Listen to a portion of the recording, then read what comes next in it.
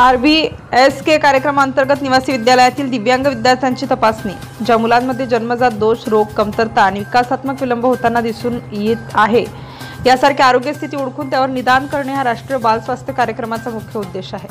मुखेड तालुक्यातील वडगाव येथे असलेल्या श्रीमती नरसाबाई माता निवासी दिव्यांग विद्यालयात वार मंगळवार दिनांक 23 सप्टेंबर 2025 रोजी राष्ट्रीय बाल स्वास्थ्य कार्यक्रमांतर्गत 0 ते 18 वयोगटातील दिव्यांग विद्यार्थ्यांची मोफत तपासणी करण्यात आली।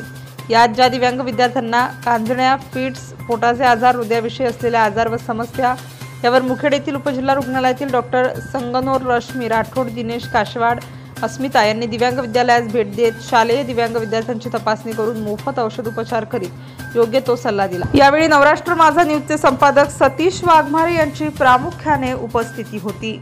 या प्रसंगी शाळेचे मुख्याध्यापक देविदास वाडीकर, सहशिक्षक ज्ञानेश्वर पवार, राजू नेवडे, पांचाळ शिवाजी, मिसे संगप्पा, मुस्ताफरे, शिवानंद जाधव, नागनाथ नाईकवाडे, पवन केशव पवार, उत्तंगले मधुकर, नामदेव भत्तापल्ले, माधव कोंडेवाड, पलाटे तानाजी, संजू कॅदरकुंडे, वामन राठोड, शेख हुजूर, पिराजी लागडवाड, गादगे विश्वांभर, हनुमंत नेवाळे, समर्थ पाटील आदी जण उपस्थित होते।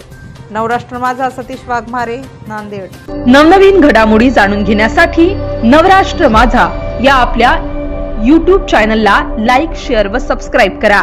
धन्यवाद।